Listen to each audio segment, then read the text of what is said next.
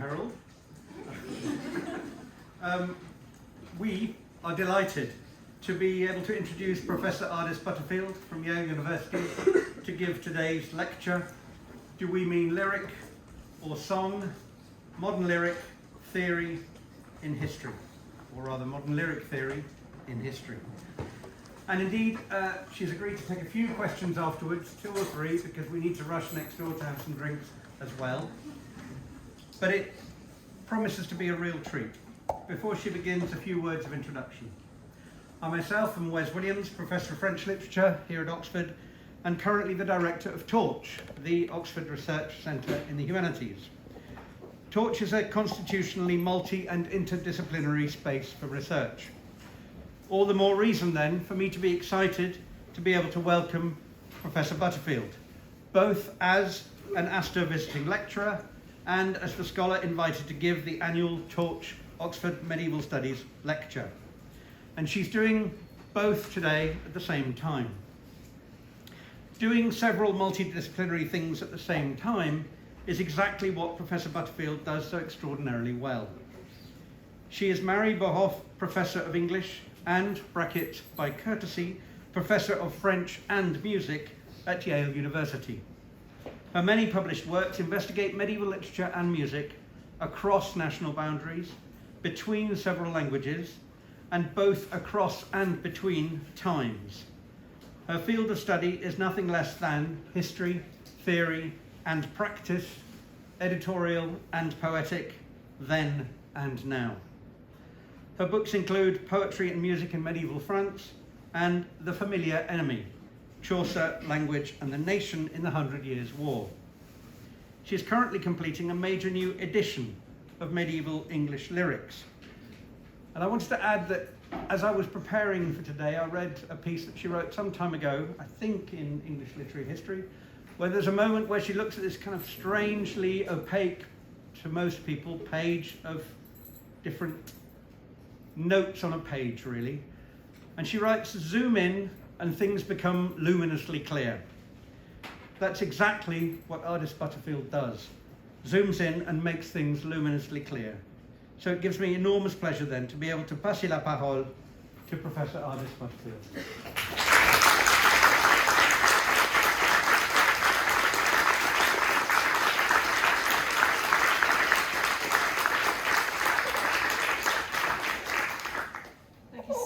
For those very kind words. I really appreciate them.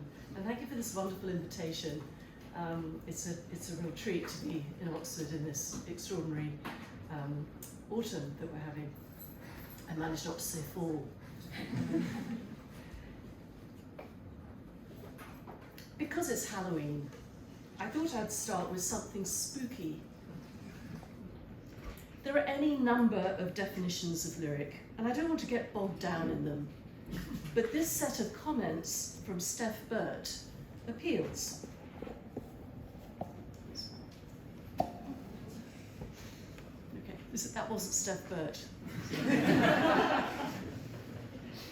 If lyric lets us ask what people are and why we might care about them when they are alive, why do its paths so often lead to the grave? She says lyric poetry disembodies. It tries to construct a new acoustic or verbal body. Lyric, in the term's central, durable senses, tends or aspires to replace the live, mortal, present body of one person, present in one place at one time, the body of the poet, or the body of the reader, or the body of the singer, or the body of someone who has been addressed, with something else. Impressions or inscriptions or spirits or memorials or poetic artifice. And she finishes just this nice quotable quote for Halloween, not that she realised. No wonder that contemporary theorists and practitioners of lyric, from Terence Hayes to Maria Negroni, liken lyric to a vampire, a speaking corpse. I want to always sleep beneath a bright red blanket of leaves. I want to never wear a coat of ice. I want to learn to walk without blinking. I want to walk out of this house wearing nothing but wind. I want to fight off the dull straight lines of 2x4s and endings. I do not want to be the yellow photograph or book of poems. When I leave this body, woman, I want to be pure flame. I want to be your song. This is Terence Hayes from Wind in the Box, who I strongly, strongly recommend. So here is a medieval poem to compare. It's a widely copied piece of medieval English verse known as Signs of Death. Proprietatis mortis in Latin, and tokenings of death in Middle English.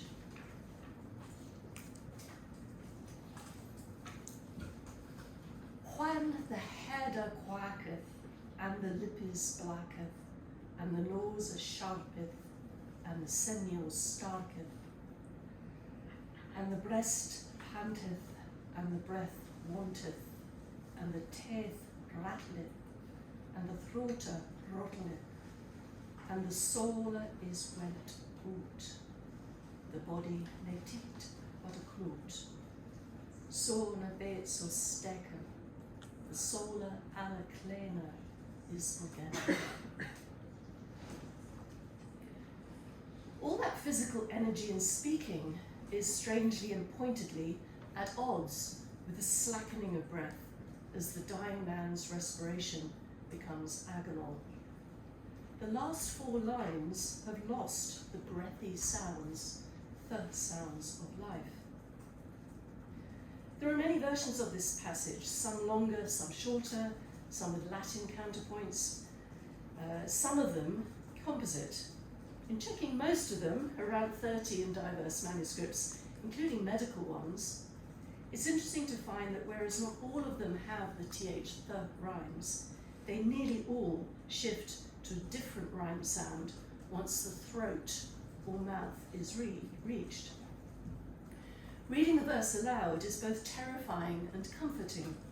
One comes to the end enacting the loss of breath, but we do not stop breathing, and we could say it again, bar a thunderbolt from Zeus. It's a hard piece of writing, hard to bear, hard to pronounce. And I found myself thinking of it a great deal in the aftermath of 25th of May 2020, when breath was brutally and murderously stopped, and of course there's been another horrible tragedy just recently, and many.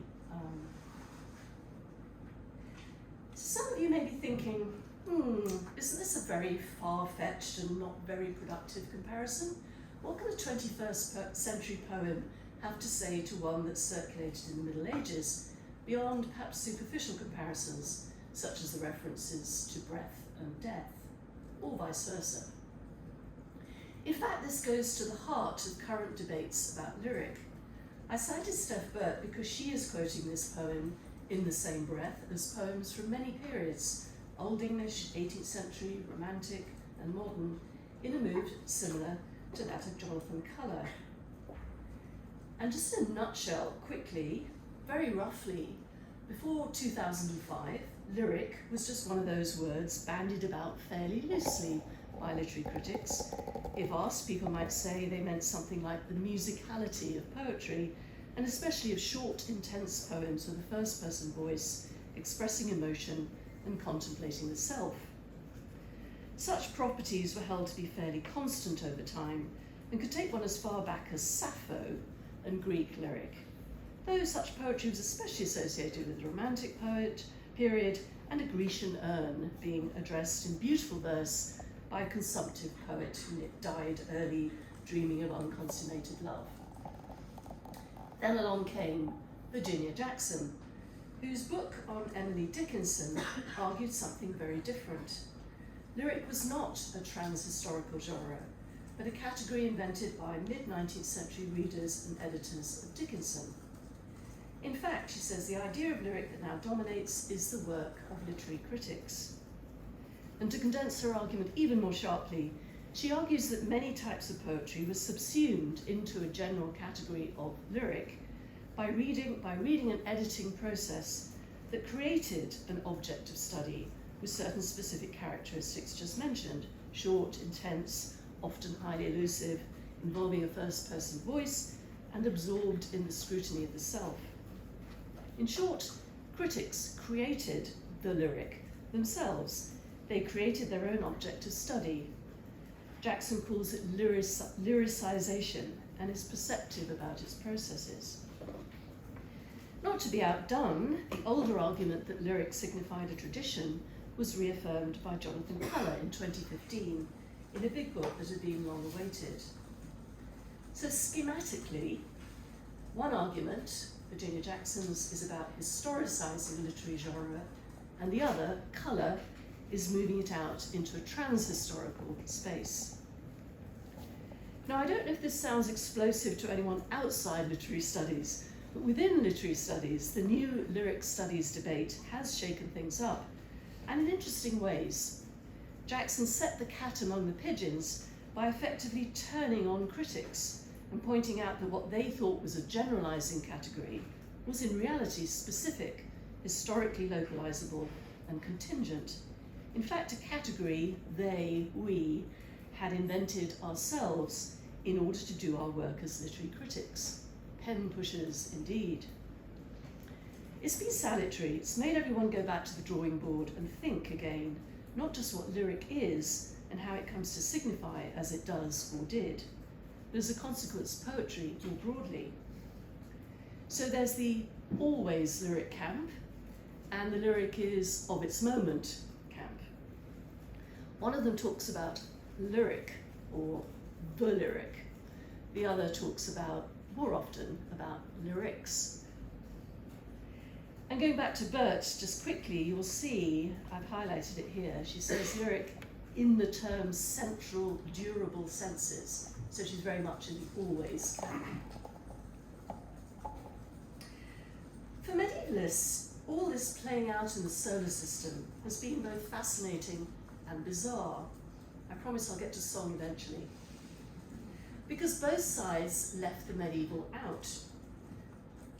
Forgive me, any 19th and 20th century people here, the historicizers, because it turns out they thought history began in the 19th century. And even more surprisingly, so did the trans-historical theorists, who one would have thought would include any and all periods in their sweep. But in practice, they tend to leapfrog from Sappho to the Renaissance before proceeding to more recent times. And it is actually a really interesting phenomenon for another lecture, or another topic, or another course conversation, is that lyric has never really seemed to apply to medieval lyrics from people outside the medieval. Other languages, yes. Medieval English lyric, Middle English lyric. Other languages, yes, Occitan, French, Italian, but not English, not Middle English. Now, those who study medieval English writing need no one to tell them that histories of lyric did not start in the 19th century. But that said, we are nonetheless part of the story of the growth of 19th century criticism into academic discourse. And that story has shaped the way medieval lyrics have been edited and read in modern times. In the last 5 years or so, medieval has been asserting itself in this debate. And Jackson and Burt are now hot desk news, both respondents to a new volume of essays on Middle English lyric that has, in a sense, forced them to take account of what a medieval Middle English lyric is. I'll leave you to read in detail what they say. What strikes me most about their opposing positions, I know them well, by the way, they're very nice people, is that medieval, as often, pushes a literary debate into trying to figure out what the modern is. Lyric is one of those stress points between medieval and modern, or what people now like to lump together as the pre-modern and the modern. I'm not that wild about the term pre-modern, but that's a game for another conversation. The same goes with nation, incidentally. So Burt continues to think transhistorically about lyric in her response to this volume, but she now includes medieval poetry in that sweep. Jackson has modified her historical approach backwards, a little uneasily, because as for many people who are not medievalists, Middle English feels a challenge linguistically, And I think she's wary of what she is really including in that revised perspective, since she doesn't feel she has proper access to it. But her generosity in doing so is significant. And I want to take up the argument by pushing forward 3 areas of their response. The medieval, which I'm going to translate as pastness. Music, how does it modify all these issues about lyric among literary scholars? And wholeness. If we take on board a sense of lyric, as I have argued elsewhere, as not freestanding, as embedded, networked, constructed, of an assemblage of memorial elements with the capacity to find temporary formal realization on the page, as endlessly protean as well as occasionally discrete, then where does that take lyric? Let's start with music. It's interesting. Although most literary people would say that music is part of thinking about lyric, in practice, real music, whatever that is usually very far from the picture. Lyric isn't the preserve of academic discourse, of course, but one of those words widely used across a public domain. A lyric, lyrical, the lyrics to a pop song, etc.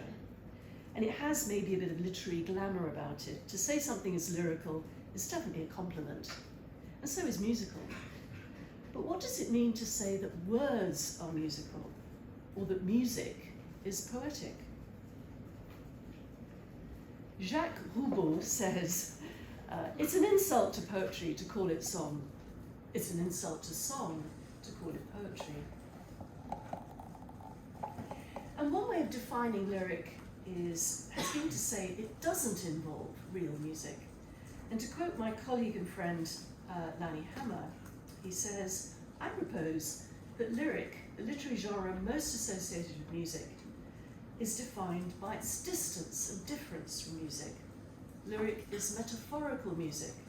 It is a type of song that quotes, interprets, remembers, describes, imagines, dreams about, simulates or echoes a song that can no longer be heard, and perhaps never could be heard except as translated or otherwise made available by the poem.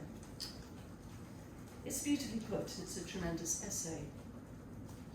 Now there's a huge amount to say on both sides, of course, musical and literary, but I want to draw attention to the fact that we have a collision of perspectives here.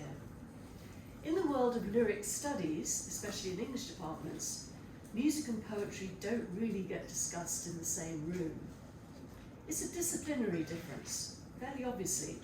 Literary people think about words first and foremost, and the notion of song as well as lyric depends on that perspective.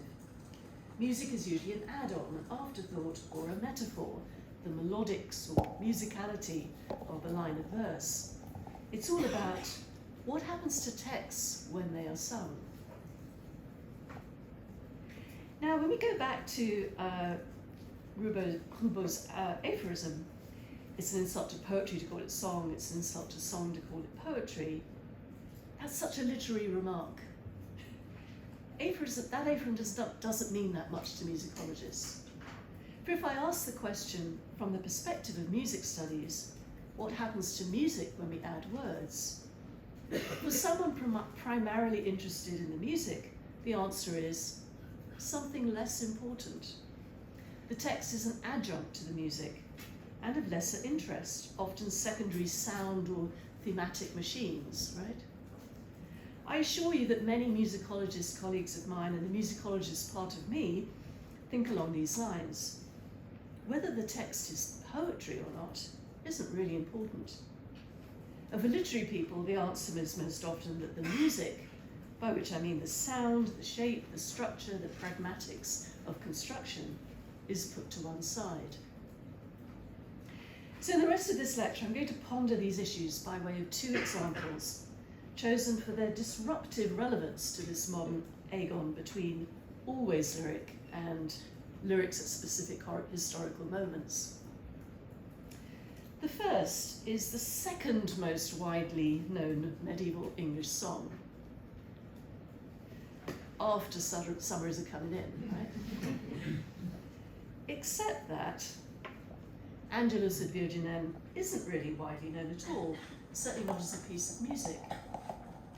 The only reason for its indirect fame now is that Chaucer cites it. I just had to show you some reason kind of it.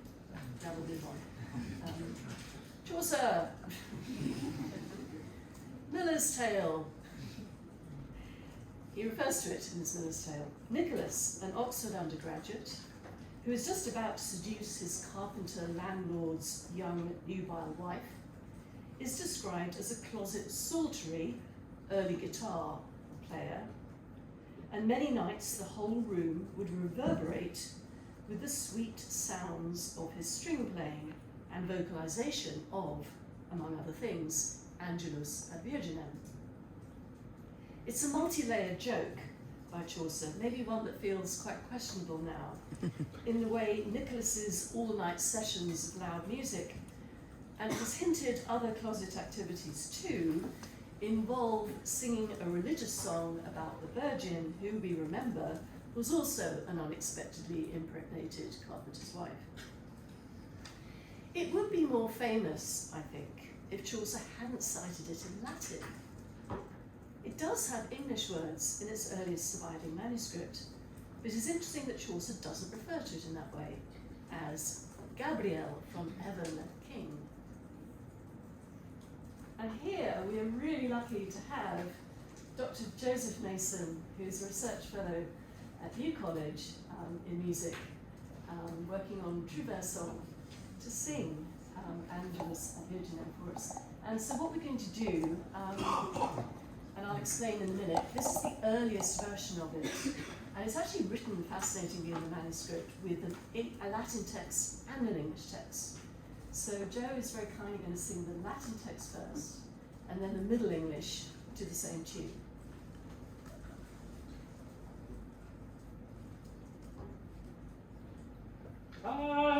Angelus ad Virginem, sub intrans in conclave, Virginis formidinem, demulcens inquit, Ave, Ave Regina Virginum, Celiter eque Dominum, concipies et paries intacta, salutem hominum, tu porta celi acta, medela criminum.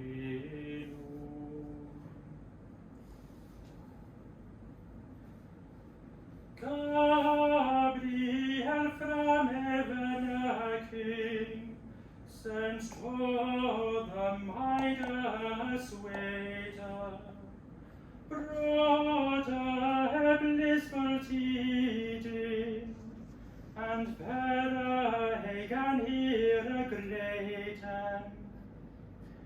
Helpe du full of gratia richt, O Gottes Sohne des Heaven Licht, vom Mannes Loben will man bekommen, and taken, flesh of the Maiden bricht, man kann frei for to maken, of sin and devilish me.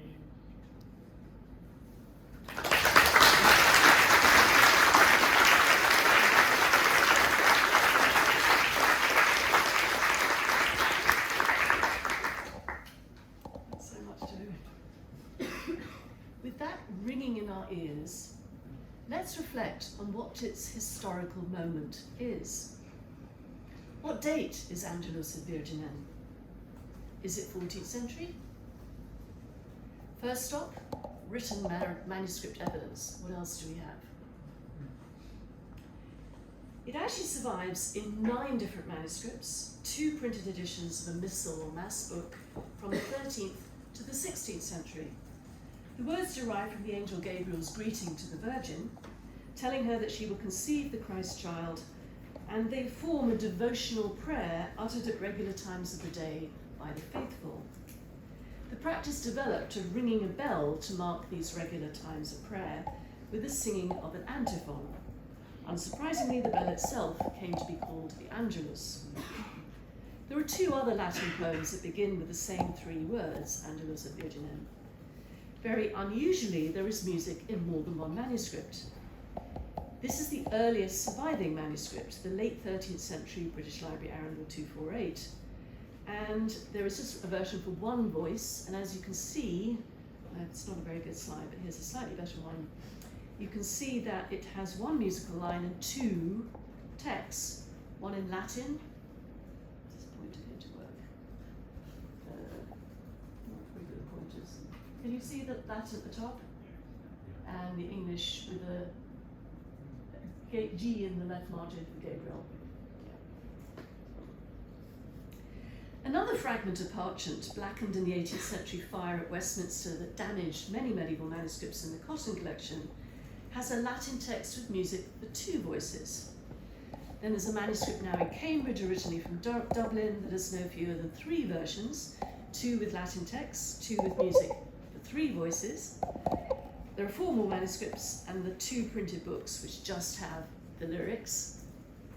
And altogether, there are two copies out of all of this with English words, and just one of these with English words, the Arundel, has music.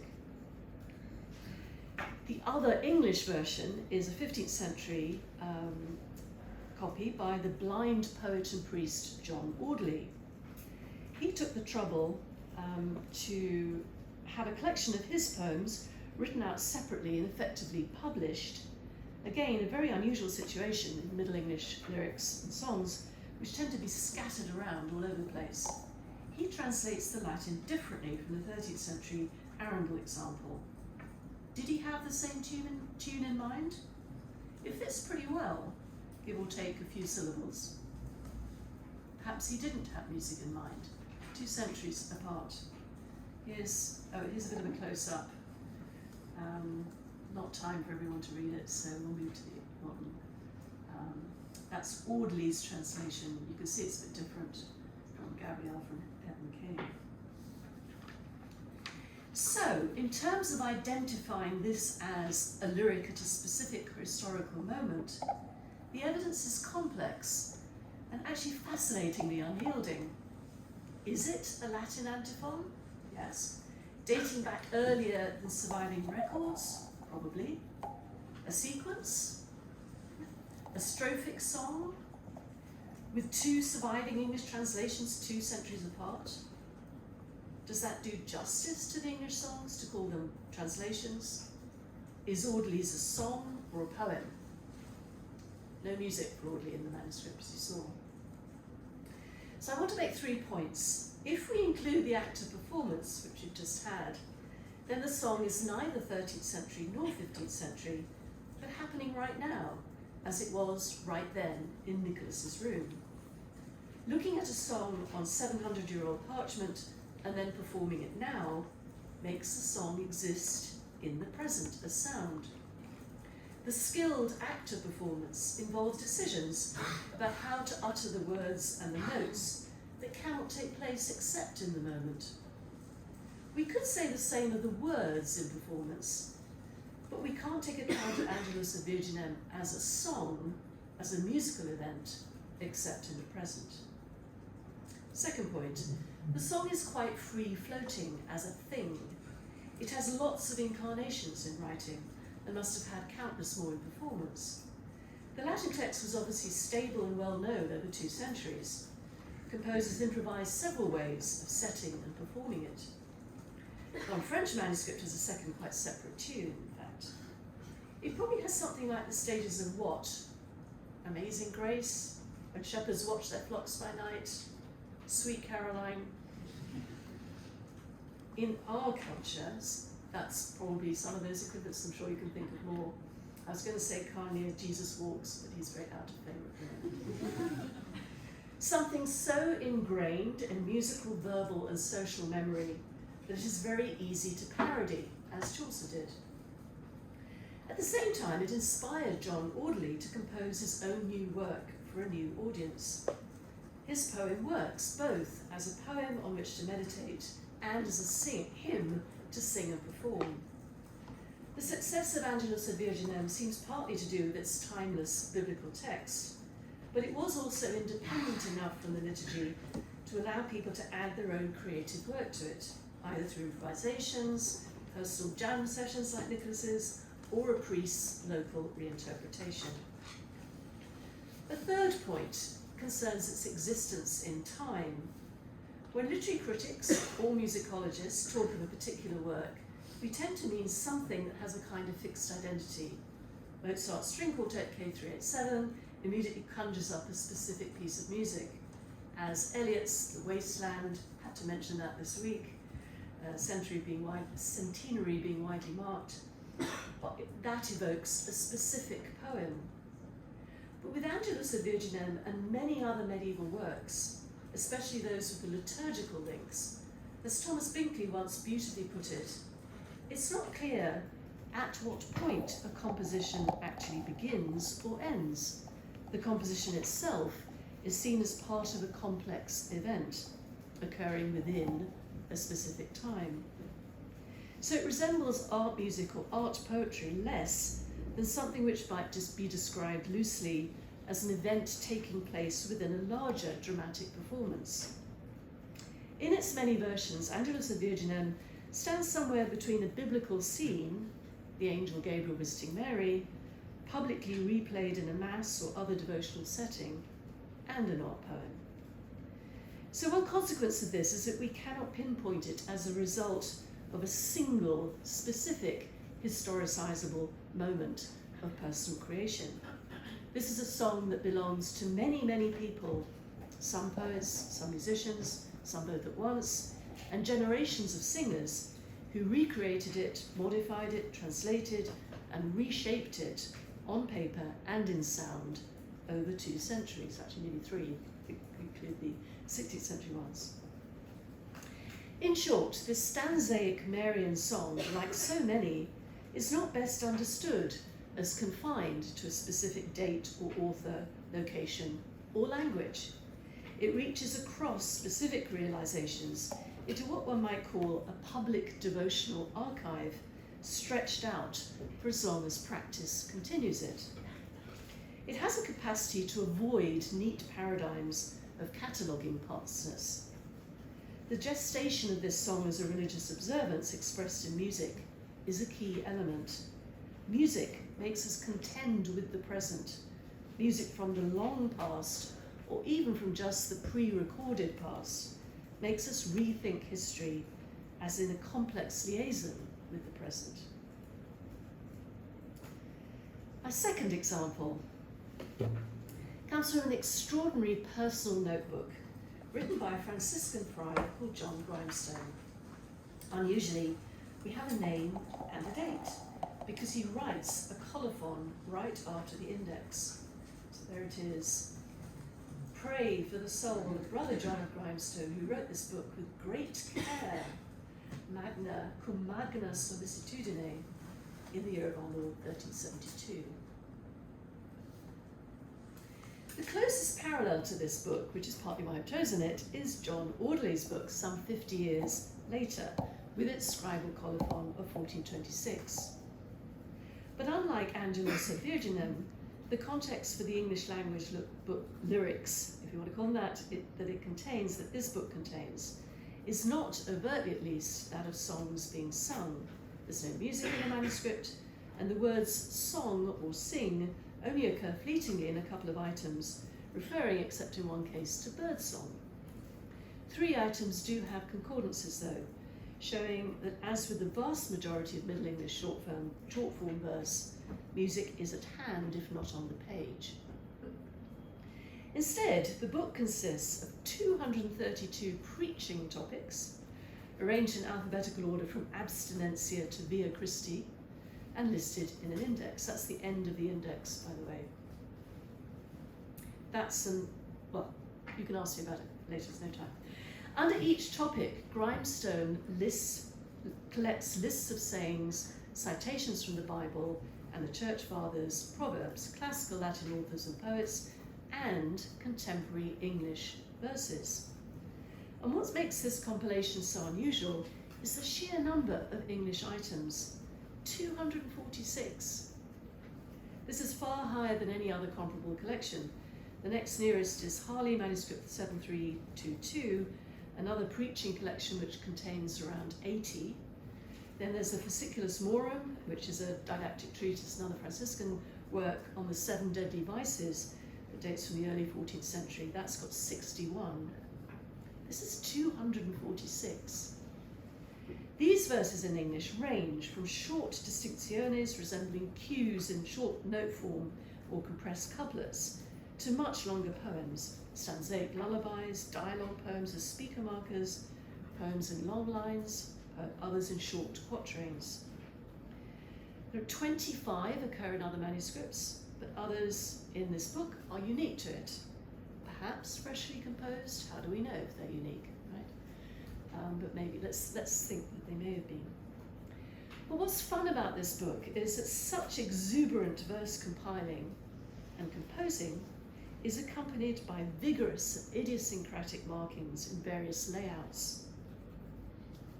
The other interesting thing that he puts in English items under all of these different headings, and it's quite random. It's why there's so chastity, envy, and contemplation.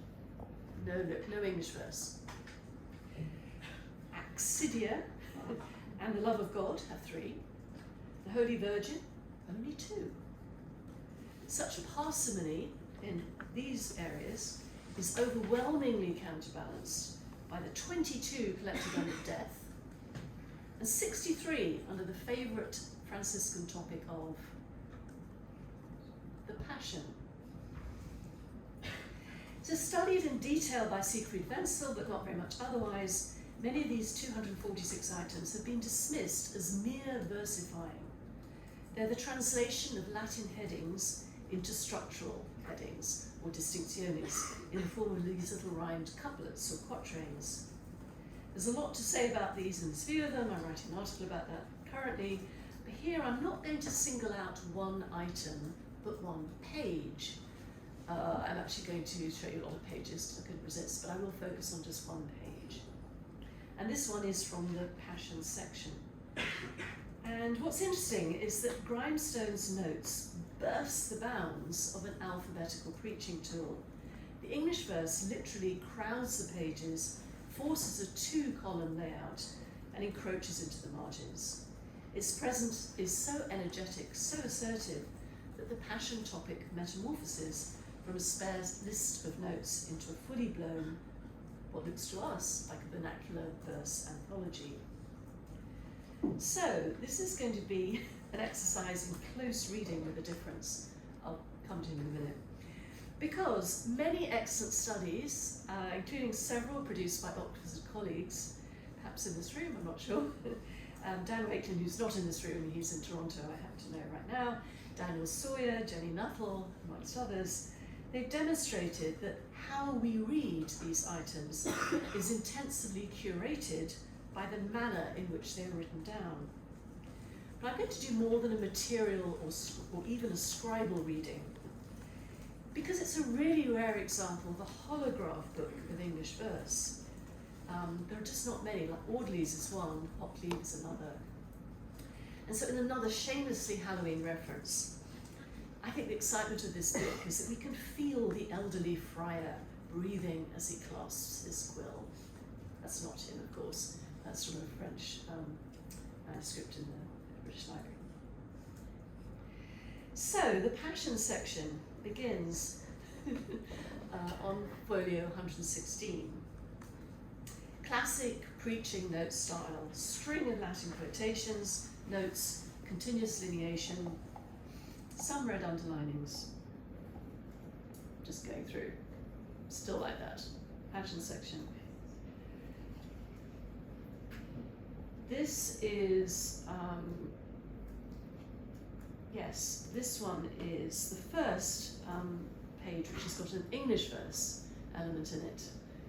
Any of you paleographers find it already, but it's Oh, I thought I'd done a little red line. I think I did on later. Okay, let's try this. Went up the actual screen once. Sorry? You went up the screen. The other screen. The real screen. Oh, the real Yeah. screen, that's what I have to do. That's it. You did tell me this, I couldn't understand. With, wicht. Okay, naked. So that starts actually with the Latin up there, candet mutatus.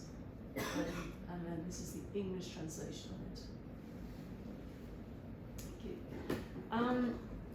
Not going to talk about this page either. I just want to give you a feel of reading the book a little bit. Another one? It's fun, isn't it? Look at all those extraordinary crosses and lines, red lines everywhere.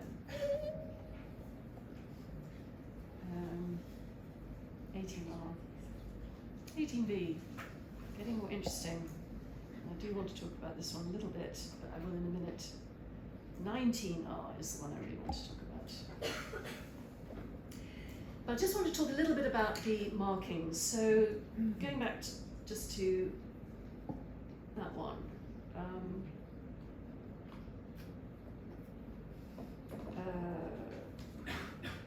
No, that one. Sorry. It's just so meticulous. He takes great care to mark out anything in English as a unit. There's lavish use of brackets on the left and right of an English column. So right here, right, lots of brackets. It really stands out. It's a unit. And what he even does, he doesn't make a hard separation between English and Latin. There are lots of small decisions to join up the English to the Latin through judicious bracketing. And on 118b or so, this is a nice example because he includes the Latin note. He brackets it to the English below. So he tells you very clearly, this goes together, this belongs together. So in Crite fige perende Christo fac tibi sedem, frones carpe tibi fructus amoris ibi, and then sed pasta thy foot on Lord tre, in Christus body mac thee say, drew a down woe to be a fruit of love there north we see. Another example, and another English item squeezed in here on the right column, again with lots of brackets to show you. Now, going back to 119R, this has got a rush of English items, no fewer than 13. 10 quatrains, 1 3-line item at the top, can you see? Red arrow. You can see because he's bracketed it, right, so clearly. And 2 couplets as well. The meticulousness is again striking. Every item has its own paragraph mark in the left. A bit rubbed out, so on. So it's really careful. There's a vertical connected red line to mark its extent again as a unit. Brackets indicate the rhymes. And again, the 1 or 2 line Latin verse sources are joined in red to the English translations underneath. I think a further interesting thing is that the layout points up the parallelism in specific units, so that repeated phrases are carefully laid out directly underneath each other. Here's one, right? And actually, alas, alas, alas. And what I'm really interested here, another one at the bottom, Rotha, mad, beautifully laid out, very clear. And there seems no question of abbreviating any of these repetitions. In fact, it's the opposite. He's really highlighting them, and there's even a red vertical line marking the caesura after creada there. Really interesting. I've not seen many of those before. So he's showcasing the anaphora, in other words. And then we go on, and actually the pages that go on are all the ones that people have edited. This page, not many people bother with. Why? Because there are these despised distinctions, distincciones, just these little tags, translated Latin tags. But what I want to argue is that unlike a modern reader trained in lyricization, right, there's no distinction between good and bad verse on this page, genuine poetry and mere versification. Grimestone moves with equal care between all of them. Indeed, he actually gives a more elaborate visual display to the distincciones. I can show you more pages to illustrate that. So in a way, to make a very simple point, they are all ways of gathering a response to the experience of the passion through logic, intellect, memory, emotion, simple repetition, and extended meditation. The aesthetics of the page concern clarity and emphasis, including the pleasing visual shape of an aphora, not a value-laden hierarchy of higher and lower forms of verse. This is an individual working with rhythms from his own practices. In the case of Good Friday, to extend a point that Holly Johnson makes, the rhythms of meditation enact a very specific type of performance, one that has a periodicity, that stops, looks, thinks, feels, then responds, and then you move on to repeat that process. Understanding the underlying structure and rhythm of this puts a new light on, I think, on the characteristics of this notebook. Grimestone is doing a lot of things. He's translating, he's turning Latin distichs into English lines and couplets and quatrains and more. He's pulling together a feast of reading and meditating on Latin poetry and liturgy and reprocessing quite a lot of it into English. But I suggest it's less helpful to see this as a succession of sporadic moments of specific creativity. Here are the genuine poems, and here is the rubbish, than a constantly evolving and moving, reflective, meditative, intellective, affective process of thought. It passes from one language into another, from one context into another. It serves different functions. Here it's private, there it's private being prepared for public projection. And Grimestone's writing is therefore not poetic or not poetic, right? It's not poetic. It's meticulously patterned in so many non-verbal as well as verbal fashions. So I'm winding up with some conclusions gradually. This second example stretches the notion of lyric in different ways from Angelus et Virginem. In these pages, we see a broader function for verse than the poetic. Verse both infiltrates and expresses an intellectual and spiritual life. In each page, which is why I concentrate on the page rather than item, the fullness of relationship between verse and thought, verse and meditation, verse and instruction, takes us beyond a notion of an individual lyric and towards what I've also called elsewhere, the wide horizontal plane of medieval verse. Seeing Grimestone's crafted pages as part of this architecture gives us insight into the way verse is produced to mark out a thinking and praying practice. To conclude, so are medieval lyrics or songs? I suppose what I'm arguing is that it's useful to think of them as songs because it opens up for literary people a world of experience that lyric might otherwise exclude. This is a music-making world that takes in low-end verse as well as high-end poetry, the everyday, the achingly but also comfortingly repetitive formulas of living and speaking that have not been alchemically transformed into genuine poetry. But really, frankly, the word song doesn't cut it either. such a literary term?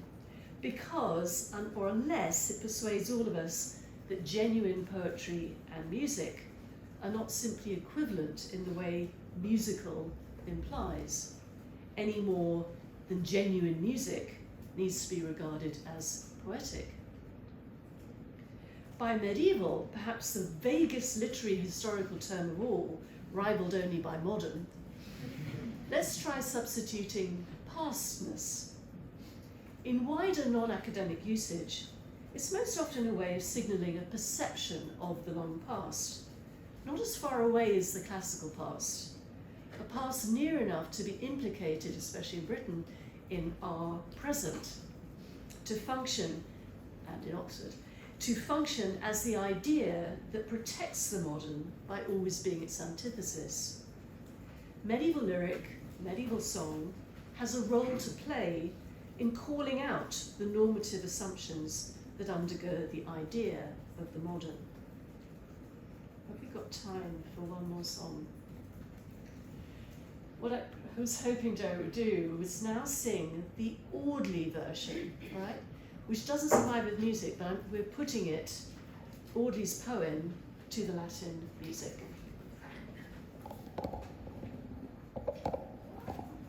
The angel to the virgin said, entering into her boor, for the dread of quaking of this might, he said, Hail with great honor, hail Bedu, queen of my Dinsmore, Lordess of heaven and earth also. Con say who shalt and bear without the Lord of me, hail of Almon King. He will make they the gate of heaven break, medicine of our sin.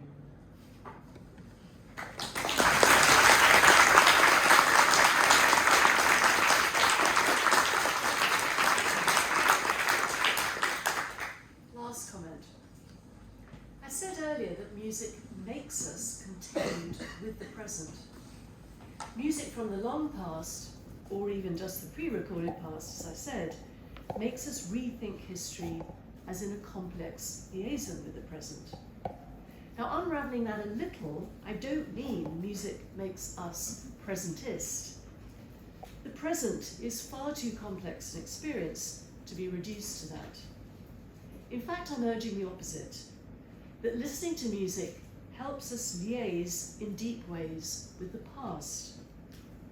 As far as the term lyric or song goes, the value of the medieval examples is to remind us of the complexities of pastness. Lyric isn't either always there. Can't resist saying that weirdly Steph Burt hedges. She says lyric has almost always been with us in some form. I don't know what she means by almost. When wasn't it? Oh, right, right. Or to be understood as only existing in a specific historical moment defined as such by an academic. Lyric and song best serve us when they induce us to question and reflect on the strange and ghostly ways in which filing the past as medieval or modern assumes a normative perspectival standpoint.